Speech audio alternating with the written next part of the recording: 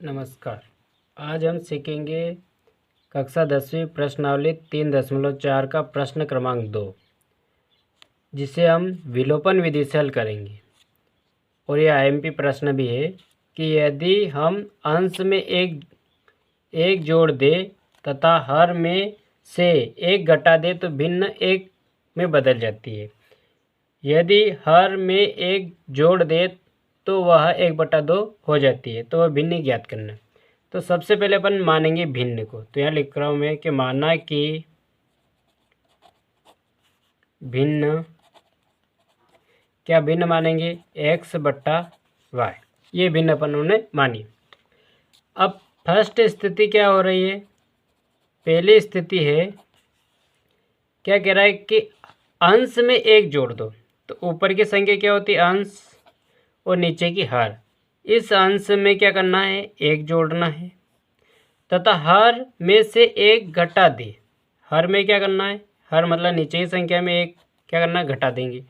तो भिन्न क्या मिलेगी? एक मिल जाएगी, एक मिल रही है।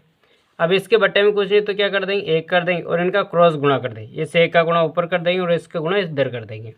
एक का गुणा इसमें करेंगे तो क्या आएगा? x + 1 बराबर y - 1 का गुणा एक में करेंगे तो y - 1 हो जाएगा। समीकरण जमा लेते हैं तो x - y बराबर -1, और ये एक को इधर भेज देंगे तो इकाई का हो जाएगा माइनस का। x - y बराबर -2, और ये हो जाएगी समीकरण नंबर 1। अब सेकंड स्थिति में क्या करना है? आगे क्या कह रहा है देखो, यदि हर में एक जोड़ दे तो ये भिन्न रही अपने पास। हर में मतलब नीचे एक जोड़ना है तो वह 1/2 हो जाती है। कितनी हो रही है? 1/2, 1/2 हो जाएगी। अब इसे हल कर लेंगे। 2 का गुणा किस में करेंगे? x में करेंगे तो क्या होगा? 2x बराबर y + 1 का गुणा एक में करेंगे तो y + 1, और यहाँ से समीकरण जमा लेते हैं तो 2x, y को इधर लाएंगे तो क्या हो जाएगा? माइनस का, बराबर में 1, और ये हो जाएगी समीकरण नंबर 2। अब समीकरण 1 और समीकरण 2 को किस विधि से हल करना है? विलोपन विधि से। तो यहाँ x है और यहाँ कितना? 2x है। तो इस 2 का गुणा इस समीकरण 1 में कर देंगे तो ये दोनों संख्या बराबर हो जाएगी। तो यहाँ लिख देता हूँ मैं कि समीकरण 1 में 2 का गुणा कर समीकरण 2 से घटाने पर, समीकरण 2 से क्या करना है? घटाना है। तो समीकरण 1 में 2 का गुणा कर रहा हूँ तो 2x, 2 का गुणा करेंगे तो 2y, और 2 का गुणा -2 में करेंगे तो -4 हो जाएगा। समीकरण 2 रही है ये, इसको लिख देता हूँ, और इसमें से क्या करना है? घटाना है। तो यहाँ लिख देते हैं घटाने पर। घटाने पर क्या होगा? इनके चिन्ह बदल जाएंगे। ये 2 माइनस का हो गया, ये y प्लस का हो गया, और ये 1 का हो गया माइनस का। 2 में से 2 घट जाएंगे। ये -2 है, ये प्लस का कितना? 1 है। यहाँ कुछ नहीं तो कितना है? 1 है। तो 2 में से 1 गया तो 1 का बचेगा? माइनस का, और 1 तो इसके सामने ही है, बराबर ये भी माइनस की और 1 भी माइनस का। तो माइनस का कितना हुआ? 5। माइनस से माइनस चला जाएगा। ये 2 में से 2 चला गया, 2 माइनस का है और ये प्लस का है, तो 2 में से गया तो 1, ये माइनस का है और 1 भी माइनस का है, तो दोनों जुड़ जाएगा तो -5। माइनस से माइनस काट दिया तो y का मान क्या प्राप्त हुआ? तो y का मान प्राप्त हो गया अपने को 5। अब निकालना अपने को x का मान, तो y का मान कहाँ रख देते हैं? समीकरण 1 में।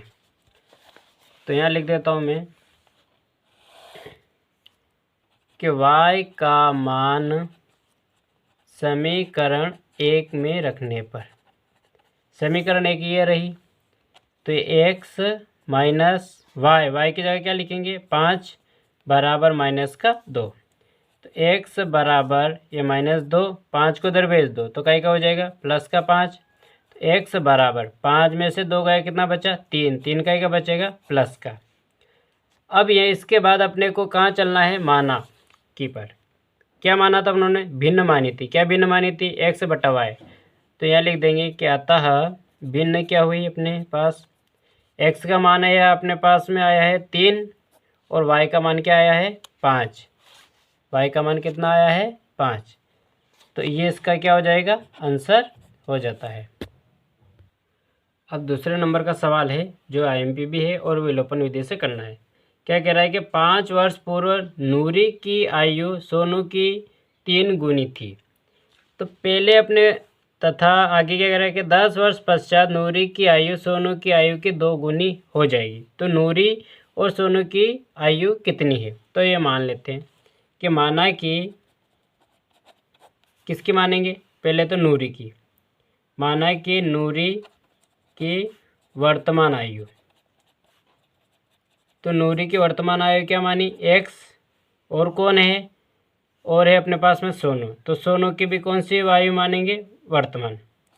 तो यहाँ लिख देता हूँ मैं कि सोनू की वर्तमान आयु, सोनू की वर्तमान आयु क्या मानेंगे वाई।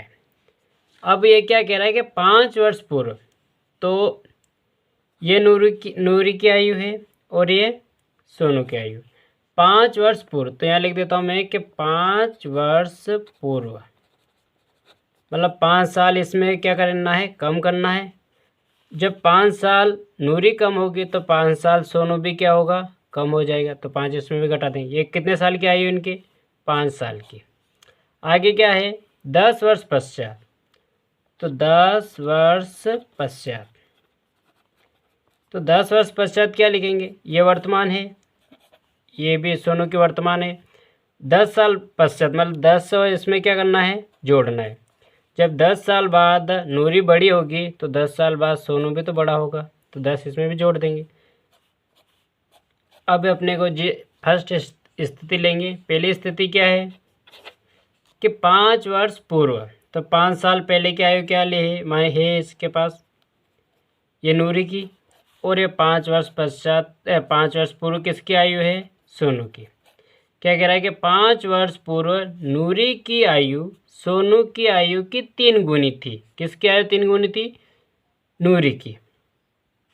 कि 5 वर्ष पूर्व नूरी की आयु सोनू की आयु से 3 गुनी थी। नूरी कितनी गुना है 3 गुना ज़्यादा है। बराबर करना है तो 3 गुना किसकी आयु को दे देंगे सोनू की आयु को दे देंगे। और यहाँ से समीकरण को हल करते हैं। तो एक्स माइनस वाई बराबर 3 का गुणा कर देंगे। तो 3y 3 का गुणा 5 में 3 5 15। हल कर लो। तो एक्स 3y को उधर ले आओ तो इकाई का हो जाएगा माइनस का बराबर -15। 5 को उधर भेज दो तो प्लस का 5। तो x माइनस 3y बराबर घटा लो 15 में से 5 चले जाएंगे तो कितना बचेगा माइनस का 10। और ये अपने पास में कौन सी समीकरण नंबर 1 आ गई। अब सेकंड स्थिति क्या है देखो आगे क्या कह रहा है कि 10 वर्ष पश्चात, तो 10 साल बाद की आयु क्या लिखी अपनों ने x + 10 और y + 10 ये लिख देते हैं। x + 10 ये किसकी आयु है तो ये नूरी की है, और y + 10 ये किसकी आयु है ये सोनू की आयु।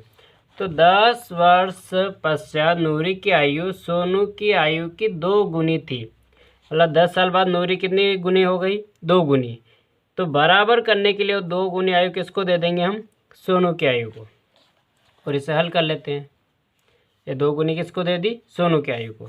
हल कर लो। तो x + 10 बराबर 2 का गुणा कर देंगे तो 2y + 2 धाम 20। समीकरण जमा लो। तो x y को इधर बुला लो तो माइनस का 2y बराबर इधर कौन है 20, 10 इधर चले जाएगा तो कहीं का हो जाएगा माइनस का। तो x माइनस 2y बराबर 10, 20 में से 10 गया तो 10। ये हो गए समीकरण नंबर 2। अब हम इसे कौन सी विलोपन विधि से हल कर लेंगे। तो इसके आगे संख्या देखो समीकरण ये 2 रही, समीकरण 1 रही, आगे ऑलरेडी इनका एक जैसा है तो गुणा करने की जरूरत नहीं, डायरेक्ट इनको क्या कर लेंगे घटा लेंगे। तो यहाँ लिख देते हैं कि समीकरण 1 व 2 को घटाने पर, तो समीकरण 1 लिख देता हूँ मैं। क्या समीकरण 1 x माइनस 3y बराबर -10, और समीकरण 2 क्या है x माइनस 2y बराबर 10। यहाँ लिख देते हैं घटाने पर। घटाने पर इनके चिन्ह क्या हो जाएंगे, बदल जाएंगे। ये यहाँ एक है, यहाँ भी एक है, तो एक में से एक चला जाएगा। ये माइनस का, ये 2 प्लस का हो गया, तो ये घट जाएगा। तो 3 में से 2 गया, कितना वो बचा, 1, और एक का बचा माइनस का, इसके आगे एक है ये भी माइनस की, और ये 10 भी का हो गया, माइनस का हो गया। तो 10 और 10 20, माइनस का क्या हुआ 20, माइनस से माइनस काट देंगे, तो y का मान क्या मिला अपने पास, 20 मिल गया। तो यहाँ लिख देता हूँ मैं कि y बराबर 20। अब y का मान कहाँ रख देंगे, समीकरण 1 में।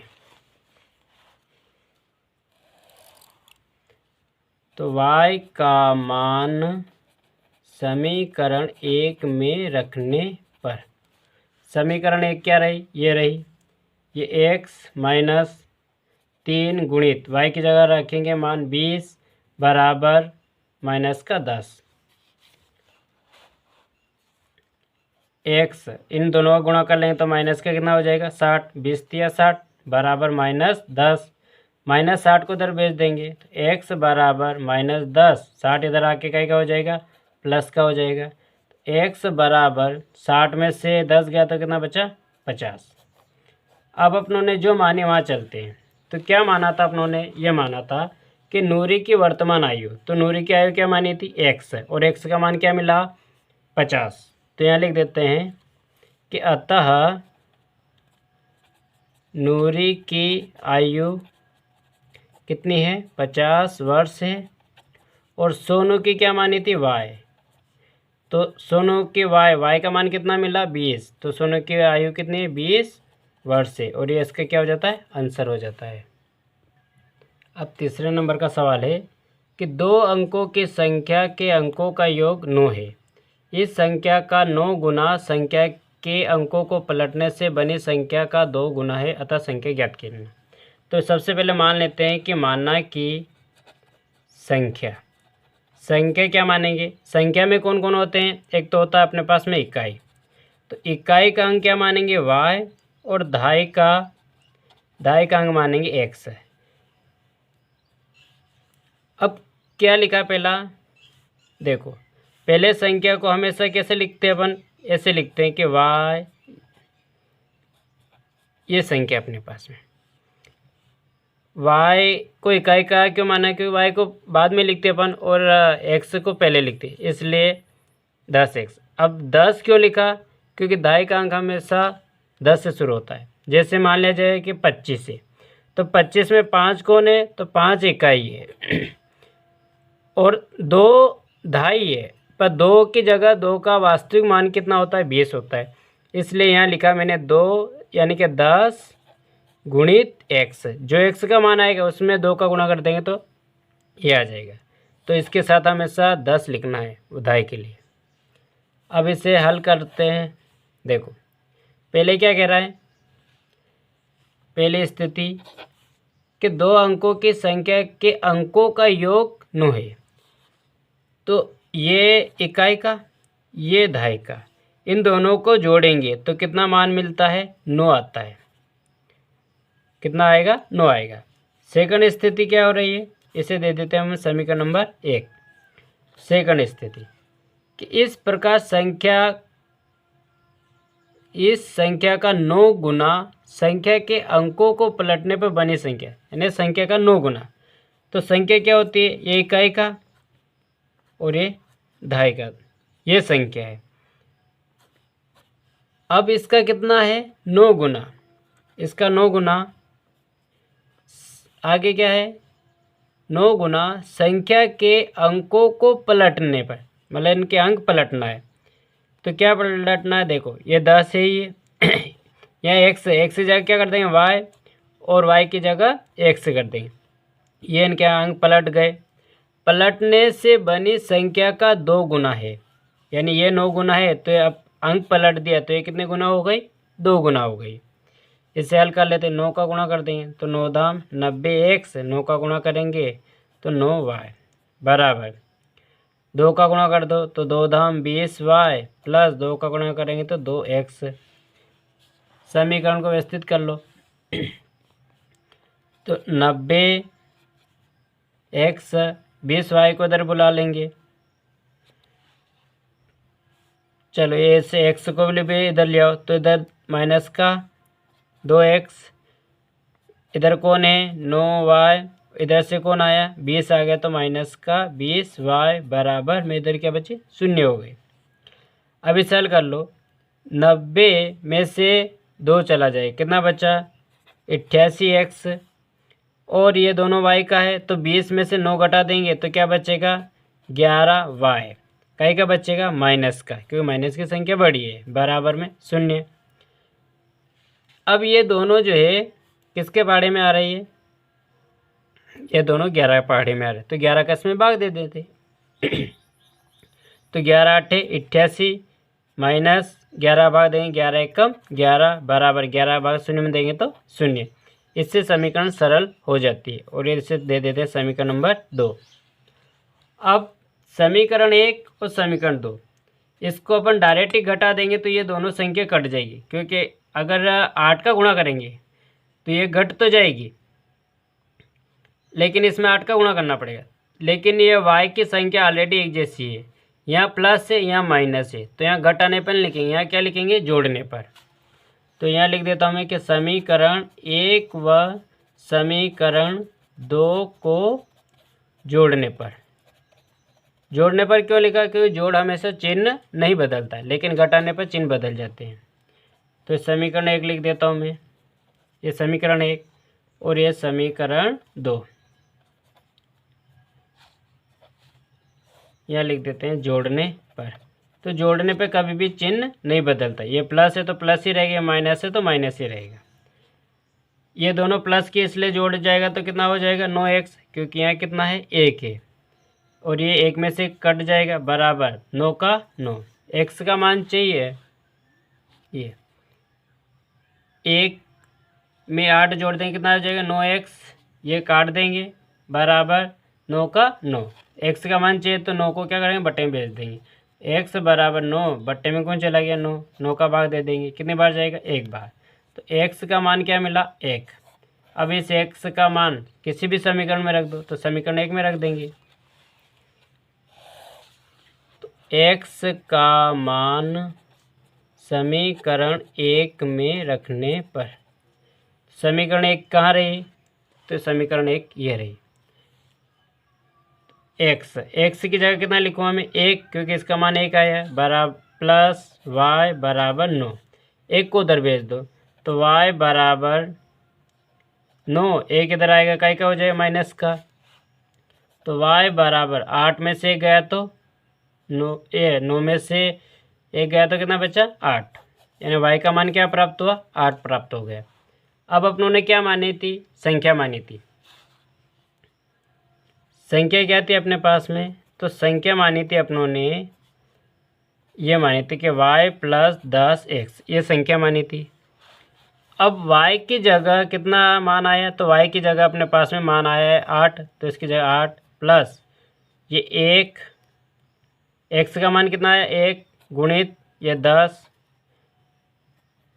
तो गुणा कर दें 10 से कम 10 प्लस 8, और इनको जोड़ लेंगे तो कितना आ जाएगा 18, तो संख्या क्या हुई 18 हुई, और ये इसका क्या हो जाता है आंसर हो जाता है।